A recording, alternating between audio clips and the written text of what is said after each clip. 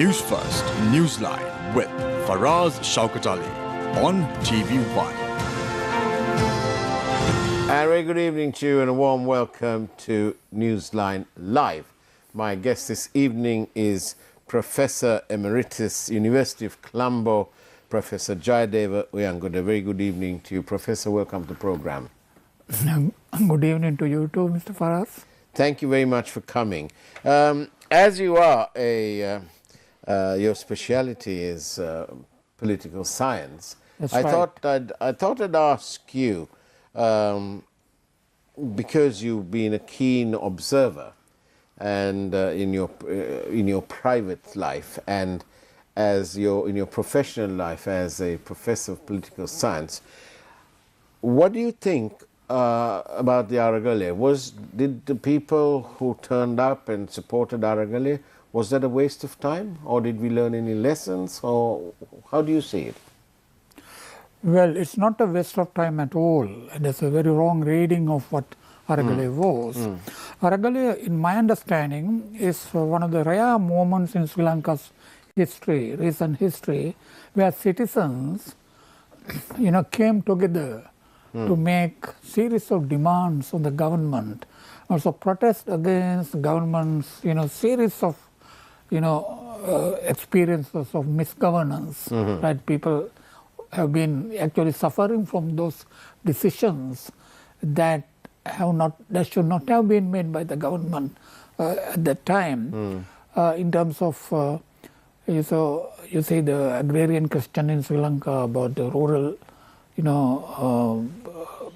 what the farmers had to suffer as a result of some of those decisions. And also there were also a severe shortage of essential, everyday items like petrol, diesel, electricity, and cooking gas. Okay, so those are the reasons why Aragale came about. But what about the effects of Aragale? Has there been any positivity that has flowed from the Aragale? Oh yes, for the first time, as I was going to say that, for the first time in Sri Lanka's history, recent history, Sri Lankan citizens woke up politically and showed that they have acquired certain degree of independence and freedom from the political class and the political parties who have been leading them to this, the disaster, economic and political and social disaster.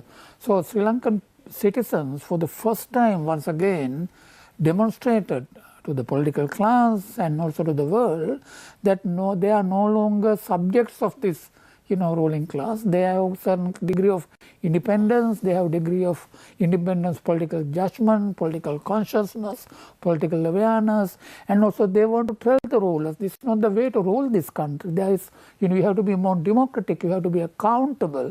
You can't be continuing to be corrupt rulers. So the people wanted a kind of a new political culture, and so, what has been, called, change in the whole system, of political, economic and social order. But Professor Uyangoda, don't you agree that by the time Aragale started, which must have been about 72, 73 years into independence, right? And so what Aragale meant, really, was that for 70 plus years, Sri Lanka's rulers had led the people of this country down a very slippery path indeed, which culminated in silly decisions like the decision on fertilizer, the complete and utter mismanagement of the economy, all roosted in one. It doesn't mean that Gotabaya Rajapaksa was responsible for that solely. It was a culmination. The people of Sri Lanka were led into this subsidized lifestyle where everything was subsidized, including the fuel bill. And so finally matters came to roost. So, but now, post all that, do you detect any difference in the management of our economy, in the focus to lead towards an export-orientated economy, all in the quest for dollars, which we obviously don't have or very little of? I think that's a theme that needs to be discussed quite seriously. At the moment, there are a lot of misunderstanding and myths, being spread to say that Sri Lanka now has entered a new path of economic recovery. Do you not agree with that? I don't agree with that, Why? Why don't you Because agree? Sri Lanka's economic crisis is much more structurally rooted. It's also part of the whole, neoliberal, economic development growth policies that governments have been, implementing since 1970s. I'm glad you're mentioning this whole thing about this neoliberalism and so on. And here's why. When the Rajapaksas, when Mahinda Rajapaksa was the president and he was taking, fighting the war, if you like, and so on, the Western powers were rather critical. They always urged him to go for the peaceful settlement and so on. A peaceful settlement which he tried for at the beginning of his term, but the more peaceful he appeared to be, the greater the attack from the LTTE. And whatever our government did, whoever who did, whatever they did, they managed to get rid of terrorism by and large. But the Western world weren't very happy. They had many. They wouldn't help as much as they would do now. Now we have a president who is the pseudo-democrat. Right. I call it the pseudo-democrat, if I may, because look at the things that he's done since he's become the president. He's arrested innocent Aragale protesters, innocent protesters. He has ignored those people who came out of temple trees armed with poles and whatnot and had free access up to the Aragale in Gulf Face and attacked these innocent protesters. To this day, we have seen no legal repercussions. Never. Not one. Right? So, can you see the Western world? What are they doing? They're not saying anything. They are strangely silent. Why? Is it because they've got the right man in the presidency to perhaps serve their agenda? Well, I think the situation is a little more complicated than what we have been describing. Although you point to a very important question. You see, the present president obviously came into power with the blessings of the Western powers and also our neighboring country as well. You see, in Sri Lankan politics has come to a situation where it is not only the people of Sri Lanka who decide who should be their rulers. The global powers and regional powers play a very crucial role in determining who should be the president, who should be running the country. So that's one part of the problem.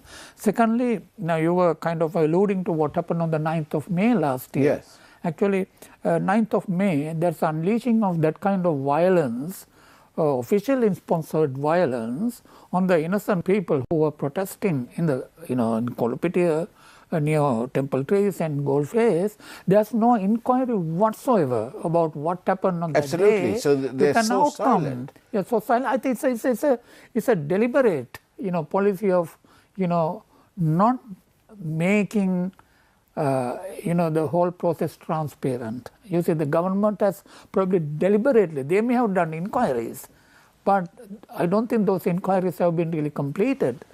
And there's no, nobody has been really been blamed for that unleashing of violence. Nobody's being held responsible. Right? Nobody's being held responsible. Exactly. It's like so many things in Sri Lanka. It's like so many things in Sri Lanka at the moment. We had various events, if you like, that has happened. One of them, of course, is the 9th of May. Right. We have no inquiry I agree. about that. Yes. Another one that comes in mind is the central bank bond scam. That's right. We have had no inquiry about that. And Sri Lanka is littered with such matters. The garlic scam, the sugar scam, all these sort of scams where the government of Sri Lanka, the people of Sri Lanka lost money and nothing gets done. There is no move towards a political donations act. There's no move towards making sure that parliamentarians openly provide their asset declarations and the transparency, and the mere mention of that has my guest laughing. So this list of complaints that you have been making can be extended.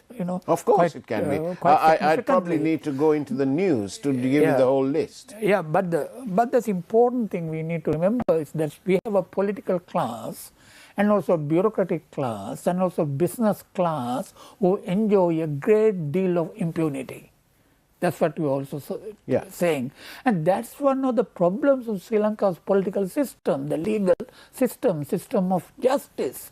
You said that is precisely why Sri Lankan citizens last year told the political class, enough is enough, we want a systemic change, we want a new political culture. Look at the way Sri Lankan political class has been responding to that. Now they are introducing a new legislation called anti-terrorism legislation, which is worse than, more draconian than the previous, Prevention of Terrorism Act. So what the government is now trying to do is, unfortunately, to turn all Sri Lankan citizens who have some degree of political self-respect into terrorists. The new law, if it is, I hope that it won't be passed by Parliament. In case it's be passed by the Parliament, Sri Lanka's democracy, rule of law, human rights and citizens' freedom even to think different from what the political class, the ruling class does. You see, that is an extremely at risk. Sri Lankan citizens would largely be expected to live like the subjects of medieval kings. So in a democracy, citizens are not subjects. People are citizens who are aware of the fact that the rulers don't have political power unless people give them political power through peaceful and free and fair elections. So we have a situation where our ruling class, or our so-called political class, has become totally afraid of the people who have a sense of political dignity, political awareness and political awakening. So that's why Sri Lanka will have a situation where, probably that yesterday a gold face from today is no longer accessible to people other than for religious activities. I think... but that's against the ordinance, because the ordinance says that Golface Green was for the pleasure of the ladies and children. That's what the original ordinance says. Yeah, right. Now, that's what it says. What if the new cabinet decision says? Yes, well, this is all lopsided, and it brings me, Professor, to this little point, which perhaps we can discuss after the break. But a few days ago, Malcolm Cardinal Ranjit, His Eminence Malcolm Cardinal Ranjit, the Archbishop of Colombo, he said in an interview, I believe that was carried in the front pages of the Island or the Sunday Island, and he said, he alluded to this. He also said, actually, he said something on the lines that the political power nowadays, because of the lack of an investigation into the Easter tragedy, he said that some people are getting away with murder for the sake of securing political power or maintaining power.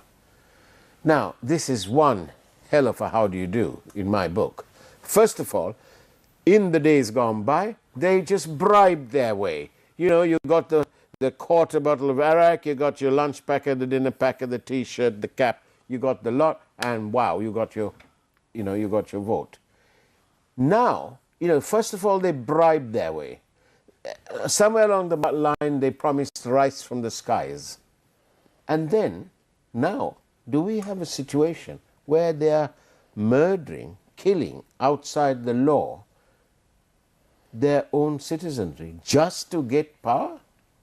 What's going on? You see, this has been happening since the 1970s, actually. You see, we had a kind of a series of civil wars in Sri Lanka. The 1971, 1970, 1983 onwards, we had a war, protracted war. You see, violence has been a part of Sri Lanka's politics, unfortunately. But you see, the political class has been largely responsible for sustaining a system that creates the kind of violence legitimate and justified, as we have been describing. So that is the tragedy of Sri Lankan politics. That's also precisely why Sri Lankan citizens last year started demanding that they needed a new political culture. That's also what this present government is trying to prevent from being repeated by the citizens. Thank you, Professor Jayadeva Uyangoda. We are now about to take a break, take a peek at this evening's headlines from the primetime news team, led tonight by my producer also, Shehan Ranatunga. It happens to be his last working day. He's going on to other pastures. We'll see you on the other side of the break.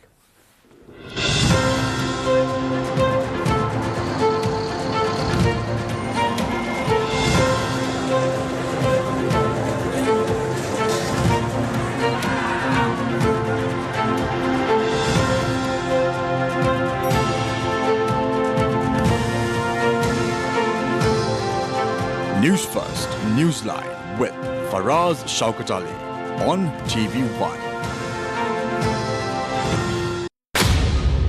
Stern warning from the President.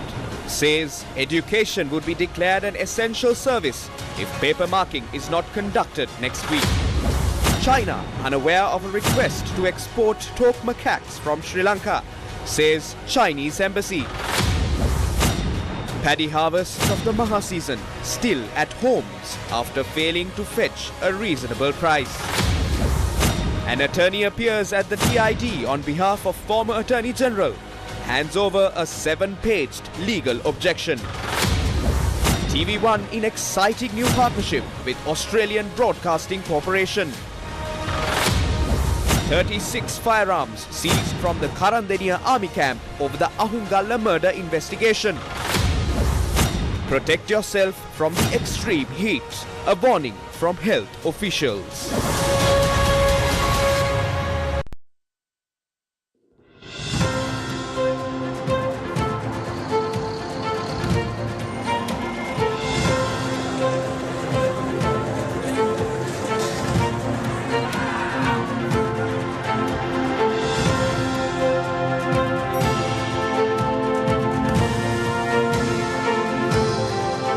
News First, Newsline with Faraz Shaukat Ali on TV1. And welcome back to Newsline Live. I'm in conversation with Professor Jayadeva Uyangoda, Professor Emeritus at the University of Colombo. And thank you for your questions. 0772 300 305, perhaps a card on your screen. 0772 300 305. I have a question already here, Professor Uyangoda. It's Yes. for you. And it says here, Professor Uyangoda, can you please tell us honestly whether you are afraid you will be victimized by the rulers? Well, you never know, because if the New Terrorism Act comes into being, of course, I'll have to be very careful in what I say and what I do. And almost all Sri Lankan citizens will be compelled to take, extreme precautions in what they think, what they say, and what they do. But that's not democracy. It's not at all. That's why, I have been saying that, we are marking a new phase of Sri Lankan politics in which democracy is being, democracy is coming to an end, actually. Another one. Yes, the Aragale made an indelible mark in the history of Sri Lanka. The citizens asserted themselves. Now, some sections trying to make out that it was a failure. What is your view, Professor Uyangoda? Well, Aragale is a failure in a limited sense of the term, because it has not been able to,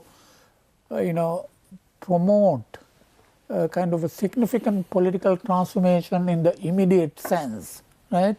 So it has in a way opened the door for the kind of political change that we have been, witnessing for the past nearly 1 year. But what is really significant is that it signaled that Sri Lankan citizens are ready to take up the challenge of transforming Sri Lankan politics peacefully in the direction of more democracy. So that is the positive side of the Aragale. But if we return to current political affairs, what do we have to say about what's going on now? What's going on now is, there's a very serious process of what I call de-democratization. Yeah. That's right. That's one point. The other is that Sri Lankan politics at the moment seems to be, quite in a kind of state of great deal of uncertainty.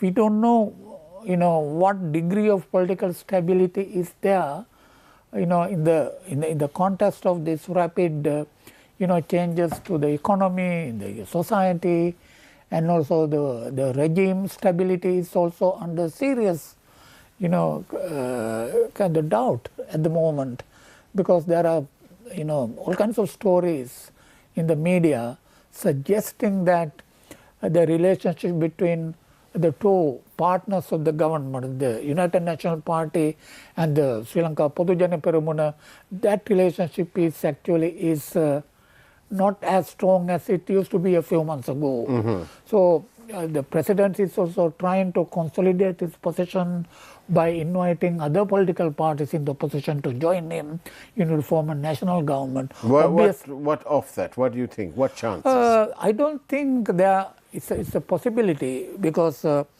you see, the relationship between the the Pohottu, that the Sri Lanka Podujana Peramuna and the United National Party is not as strong as it used to be.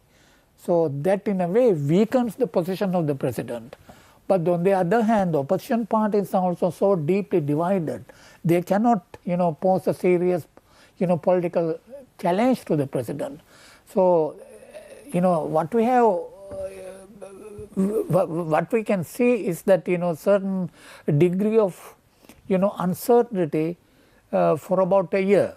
So that is also one reason why president is trying to, push for a presidential election, not holding either local government elections or provincial council elections or even parliamentary elections. You see, a very clear message that the people gave during the past couple of months, particularly at the beginning of the local government election, is that the vast majority of Sri Lankan voters have effectively moved away from both the UNP and the Sri Lankan Podujana Peramuna. So the point there is that Sri Lankan people are ready to elect a new political class, if the elections are held. So the government does not want to allow that to happen. So I think the government has been very worried about the possible outcome of a local government election. That's why all the government has been trying to not to let any elections to be held unless that election ensures the government's candidate's victory. So that's why they are aiming at the presidential election. Perhaps, they cannot hold the presidential elections until May next year. It will be after May next year. But if the president so wants, he can now dissolve parliament. But I don't think he will dissolve parliament. No, that's not the question. The question is whether legally, constitutionally, whether he has the right to. He does, doesn't he? He can, but he won't do that. No. Because it's a tremendous political risk. So that is why president would be interested in holding presidential election first, but he has to make sure that conditions are in favor of him. First and foremost, he has to make sure that the opposition parties continue to remain deeply divided. Then secondly, he will have to also make sure that the Pohottu, Sri Lanka Podujana Peramuna, will not have its own candidate, right? So he has to somehow repair the relationship between United National Party and the Pohottu, right?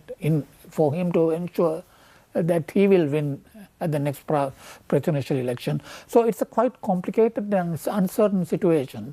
So we don't know what will happen at the next presidential election, because the Sri Lankan politics is very fragmented. You know, in a fragmented situation like this, political outcome would depend a lot on, you know, undemocratic interventions by the political class. You know, Sri Lankan politics, the electoral outcomes have been decided by so many other extra democratic factors. Even look at the 2019 election outcome. You know, there are so many other factors than the democratic process or democratic values and democratic interventions that have decided the outcomes of elections. So we have to expect those things this year, rather next year as well. So in a situation of political uncertainty, in a fragmented polity, political trajectories cannot be, clearly predicted. So it's unpredictable. Amidst all this, we have the real problem, which is a lack of dollars, that we haven't got enough foreign exchange reserves. Everyone's feeling very happy because the IMF have agreed to give us a loan. It must be the only country in the world that celebrates getting a loan.